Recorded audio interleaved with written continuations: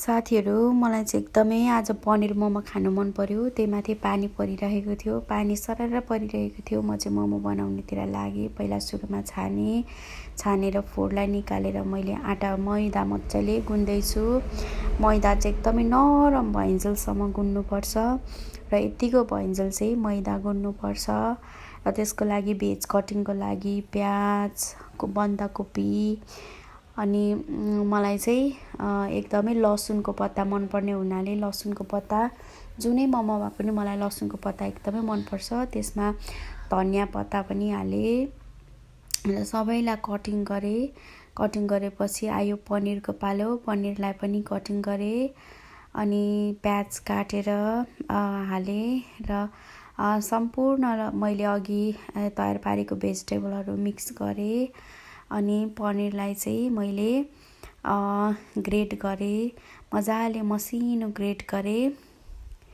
अनि यसरी ग्रेट गरेपछि चाहिँ मल्दाखेरि पनि मजाले उयो हुन्छ, त्यहाँ डल्लाडल्ली पर्दैन। र स्वादअनुसार नुन, स्वादअनुसार अजिना अनि स्वादअनुसार मसला, मोमो मसला, भेज मोमो मसला अनि तेल, बटर पनि हाल्दा हुन्छ। तर मैले चाहिँ तेल हालेँ, अदुवा लसुन अनि हालेर पेस्ट हालेर जिजी पेस्ट हालेर मैले मलेँ। हेर्नु न भाडा पनि कति क्युट छ क्या। अनि त्यस पछाडि मैले चाहिँ अब डल्ला पारेर मोमो बनाउनु तयार गरेँ। अनि मैले चाहिँ अब यो गोलो चाहिँ मजाले नगर्दा पनि हुन्छ पुरीको जस्तै, त्यही भएर मैले चाहिँ जस्तो तस्तै गरेँ। किनभने मैले सुरु दिउँसोदेखि बनाउनु थालेको, साँझ परिसकेको थियो। मतलब दिउँसो पनि त्यस्तो साह्रो दिउँसो होइन, बेलुका उज्यालै थियो। तर यो गर्दा बेलुका भइसकेको थियो। त्यसैले म चाहिँ हतार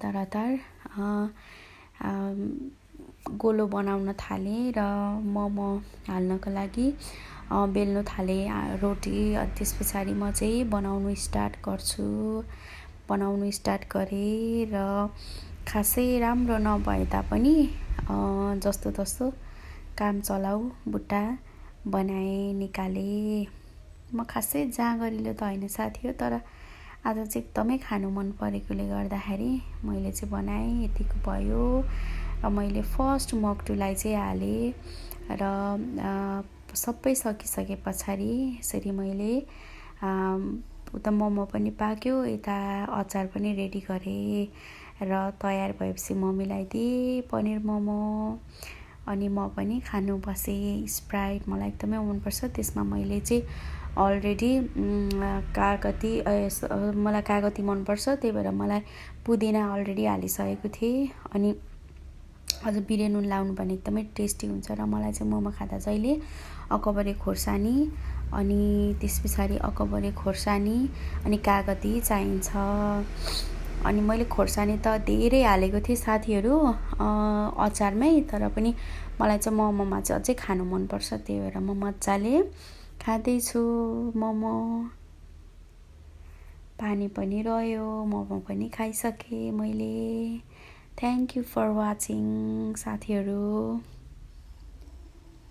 by by, have a good day. Momo एकदमै मिठो थियो, पनिर मोमो एकदमै मिठो थियो। तपाईँहरूले पनि बनाएर खान ट्राई गर्न सक्नुहुन्छ।